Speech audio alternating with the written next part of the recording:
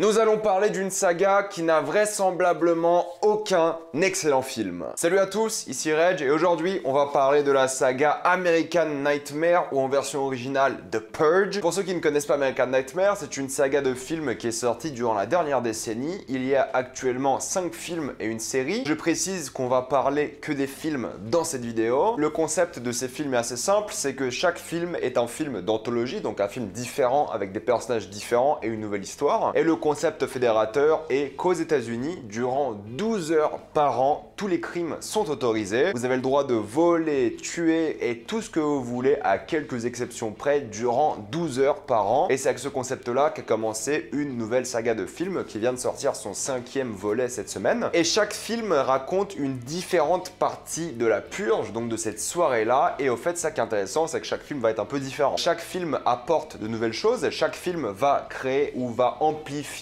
cette mythologie vraiment présente depuis le premier. Chaque film va ajouter de nouvelles thématiques, de nouvelles grilles de lecture. Chaque film va vraiment faire fleurir l'univers. Et au fait, cette purge, ces 12 heures-là sont utilisées par le film pour raconter plusieurs choses. Ça parle de beaucoup de thématiques intéressantes justement et en fait, c'est vraiment un symbole de l'Amérique. Ils essaient de critiquer tous les problèmes de l'Amérique et je vais vous citer toutes les thématiques abordées dans le film. La première, ce sont les inégalités. C'est la thématique principale de la saga. Tout simplement parce qu'au fait, durant cette purge, uniquement les personnes sans argent ou très peu d'argent décèdent car ils n'ont pas moyen de se protéger, ils n'ont pas moyen d'acheter des armes, de la protection, genre des murs en métal et des choses comme ça, alors que les riches vont acheter des systèmes de sécurité, vont acheter des armes, vont louer les services de mercenaires, etc. etc. Donc c'est un moyen, d'après le film, pour les riches d'éradiquer la pauvreté en éradiquant les pauvres. C'est intéressant parce que c'est clairement la critique des inégalités dans les pays d'Occident, mais plus majoritairement aux États-Unis, donc ils utilisent vraiment la purge pour parler de ça. Ensuite, évidemment, vu qu'ils parlent des inégalités, ils vont parler des riches qui en profitent, mais de plein de manières différentes. Ils vont en profiter justement car eux seront en sécurité, mais aussi car certains riches vont en profiter pour aller tuer des pauvres, pour se faire plaisir en les massacrant, et des fois même créer des expositions, créer des mises en scène, on va dire, des mises aux enchères même des fois pour justement vendre la vie d'un pauvre pour qu'un autre riche le tue et qu'il se fasse de l'argent avec. Donc t'as le capitalisme un peu légal de la chose où justement c'est des gens comme dans le premier film où ils vendent, on va dire, des systèmes de sécurité pour plusieurs maisons, mais dans le deuxième on a des riches qui veulent tuer des gens de couleur devant plein d'autres gens qui ont payé pour assister à ça. Ce sont des exécutions publiques. Il y a un aspect intéressant par rapport à la religion car cette purge devient une religion pour beaucoup de personnes, mais ce qui est le plus important je pense c'est l'effet psychologique, c'est vraiment la critique de l'être humain. D'après le film, beaucoup d'êtres humains ressentent une vraie frustration et souhaitent évacuer cette frustration et surtout cette violence en eux en massacrant des gens. C'est un peu ce que critique le film, c'est est-ce qu'on est réellement des humains, on va dire,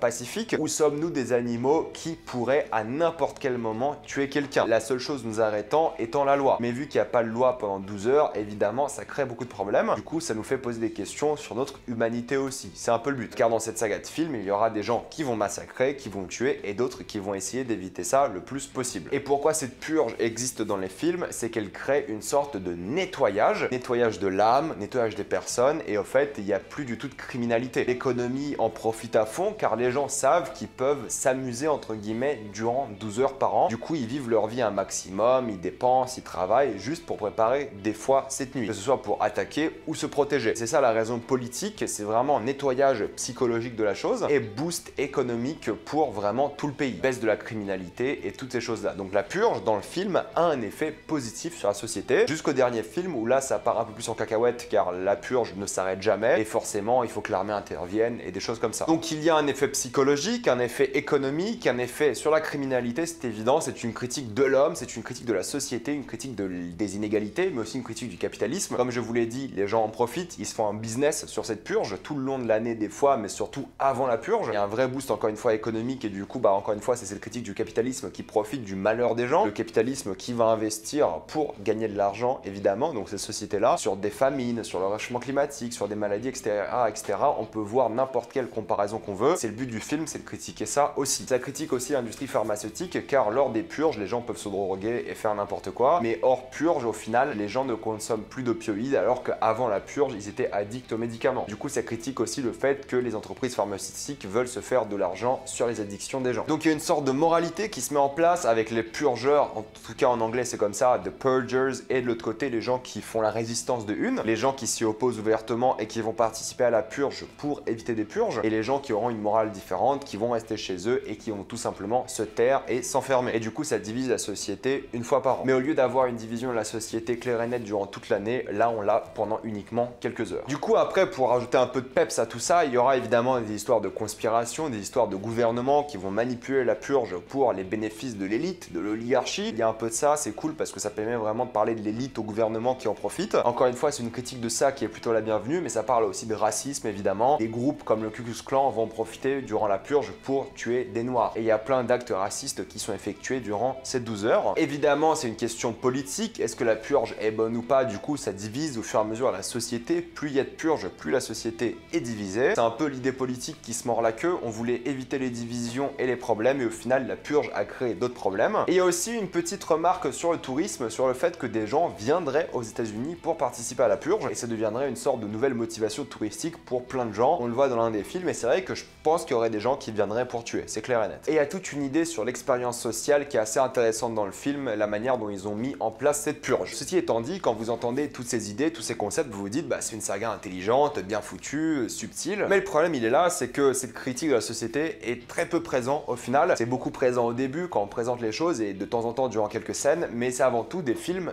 d'action, j'ai envie de dire. Ce sont des films qui n'ont jamais réellement pris des réalisateurs qui avaient beaucoup de talent au final, ou alors ils n'ont pas fait grand chose au niveau de la mise en scène, rien de palpitant. Ce ne sont pas objectivement d'après moi de bons films, mais je vais vous en parler rapidement. Le premier Purge pour moi est plutôt cool car c'est un huis clos, vraiment c'est un home invasion huis clos, et encore une fois il est un peu répétitif et même un peu long, mais il arrive à très bien introduire le concept de la purge avec juste une maison. Tout se passe dans une maison, pourtant ça crée un univers. Le deuxième se passe dehors, c'est l'anarchie. On essaie de parler de l'histoire de Noir et des choses comme ça, mais ça marche pas assez bien d'après moi. Les scènes d'action sont illisibles, il y a vraiment de gros problèmes. C'est sûrement le film que j'aime le moins de la saga. Le troisième est intéressant parce que tu dis il y aura une élection, de la politique et tout, et au fait tu te rends compte dans le film que les moments d'action sont les moins intéressants, c'est la majorité du film, et les débats politiques auraient été limite plus intéressants. Et du coup tu te trouves avec un film qui est pas trop mauvais non plus, car il y a des idées intéressantes tout le long du film, là pour le coup, et même quelques idées visuel, mais globalement ça reste un film assez oubliable aussi. Et c'est un peu le cas pour tous les films. Moi j'aime beaucoup le quatrième qui s'appelle The First Purge, donc la première purge. J'aime bien parce qu'au final on va parler de gangsters, on va parler de psychopathes, vraiment de gens qui sortent d'asile, et ça va créer un vrai chaos. Il y a ce côté conspiration, gouvernement, expérience sociale qui est plutôt bien foutu. Et même si la fin est un peu longue et le film en général est un peu long, je trouve que c'est sûrement le film le plus divertissant et où il se passe plus de choses que juste la purge. Vraiment il y a des vrais conflits, les personnages tu les connais et des choses comme ça. C'est pas les meilleurs personnages, mais ils sont plus mémorables que dans les autres films. Parce que soyons honnêtes, mis à part Frank Grillo qui apparaît dans 2 films et peut-être Ethan Hawke et Lina Headey, vous connaissez pas les personnages. Vous connaissez les acteurs, mais vous connaissez pas les personnages. Mis à part, allez, disons, le gangster et Frank Grillo. Et le cinquième est intéressant car en fait, ça parle vraiment du fait que la purge ne suffit pas aux gens. Ils veulent encore plus de purge et on part vers un état sans loi. On parle aussi beaucoup d'immigration et de choses comme ça, évidemment, comme je l'ai dit dans ma critique. C'est un film sympathique, mais encore une fois, il n'y a rien de bien intéressant en tant que film. Ça le problème, c'est que les scènes d'action sont jamais vraiment bien filmées et c'est un peu dommage. Les personnages, bah comme je vous l'ai dit, tu les connais pas vraiment, et les films, au fait, le problème c'est que tu sais pas ce que c'est. Est-ce qu'ils veulent être des films d'action? Est-ce qu'ils veulent être des films qui font peur? Est-ce qu'ils veulent être des films angoissants? Est-ce qu'ils veulent être des films de torture, un peu à l'assaut? Que veulent être ces films-là? Et tu ne sais réellement jamais, et je pense que cette saga ne sait pas non plus. Il n'y a pas un plan mémorable, toutes les scènes de nuit sont vraiment mal filmées, et ils font tout le marketing sur les masques, les affiches, les bandes annonces et tout, mais dans les films, les masques ne servent à rien. Les méchants qui portent les masques dans ces films-là, c'est souvent des sbires qui n'ont aucune importance. C'est juste du marketing. Dans le film, honnêtement, ça ne sert à rien. Alors oui, c'est pour cacher l'identité, mais dans ces films-là, bah c'est pas les méchants, c'est rien. C'est juste des figurants sans grand intérêt. Et ça, c'est dommage. Il manque un vrai méchant dans cette saga. Le méchant le plus, on va dire, mémorable de la saga, c'est le psychopathe du 4, parce que sinon, il n'y a pas de méchant du tout. Et c'est dommage. Après, c'est pas des films haut budget, mais c'est ultra mélodramatique. Tous, vraiment, c'est pas le drame qui t'intéresse. Et le truc le plus gâché, je trouve, dans cette saga, c'est qu'au final, il n'y a pas de compte à rebours. Tu dis que c'est 12 heures, ça va être stressant, faut que le soleil se lève pour que cette purge s'arrête, et au final, dans aucun des films, le compte à rebours est un problème. T'aurais pu avoir des moments ultra stressants dans le film où quelqu'un a presque failli tuer quelqu'un d'autre, mais ils entendent l'alarme de la purge, et là, bah, ils doivent arrêter, parce que sinon, ils vont en prison. Mais il n'y a jamais ce moment compte à rebours, ce moment stressant où faut survivre à la purge. Tu vis les soirées comme ça, sans grands intérêts d'après moi, et c'est assez décevant. Du coup, t'as des films qui sont d'après moi mal rythmés et beaucoup trop longs. Les plus courts sont les meilleurs, et le problème aussi, c'est c'est que ça ne devrait pas être l'histoire d'une purge. Maintenant on l'a fait, on connaît, raconter comme dans le 4 une histoire de gangster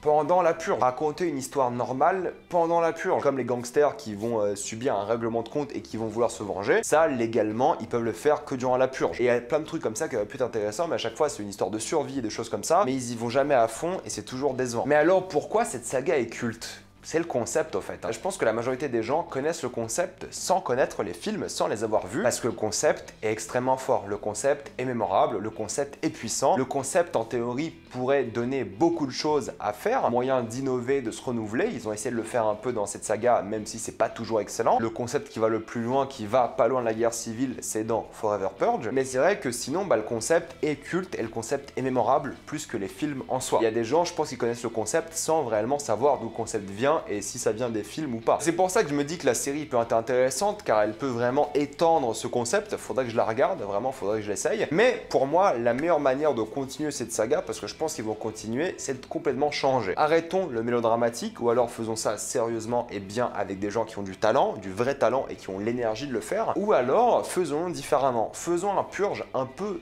déconnant, faisons un purge coloré, fun, gros bon délire, un peu à la Suicide Squad qui est sorti récemment. Allez-y à fond, faites-vous kiffer, vraiment faites-vous plaisir, vraiment gros bon délire. Sinon faites des purges à d'autres époques, on s'en fout que ce soit aux États-Unis ou pas, faites ça à l'époque gréco-romaine ou en tout cas dans une société où le concept de loi existe et où le meurtre est puni par la loi. Faites-le durant n'importe quelle époque, je sais pas, durant l'URSS, 12 heures où tu as le droit de tuer tes camarades, explorez des univers un peu différents dans d'autres pays, vraiment faites-vous kiffer. À l'époque des samouraïs, vraiment j'en sais rien, faites un bon gros délire pour avoir une excuse pour faire une boucherie, parce que c'est ça de peur, c'est l'excuse pour faire une vraie boucherie, avec justement ces critiques de la société par-dessus. Pour moi, il faut pas forcément se libérer du concept, mais il faut se libérer un peu du côté États-Unis, un peu répétitif. Allez-y dans tous les sens et faites-vous kiffer avec un monde complètement différent. Changez la peinture des films, mais gardez le cœur avec la critique sociale et le bon délire en fait. Mais c'est ça que les films n'ont jamais été au final, un gros bon délire, hein. C'est ça qui est un peu dommage. T'as un concept qui est juste délirant et t'as aucun film qui est clairement délirant, fun. Enfin bref, je vais m'arrêter là. Mettez-moi dans les commentaires ce que vous pensez de cette saga, l'adorez-vous ou pas du tout, tout ça dans les commentaires. Comme d'habitude, pensez à vous abonner à la chaîne pour plus de vidéos, mettez un j'aime et partagez cette vidéo, ça aide beaucoup la chaîne. Si vous voulez soutenir la chaîne, rejoignez-la sur YouTube, suivez-moi sur tous mes réseaux et moi je vous dis à la prochaine fois, salut à tous.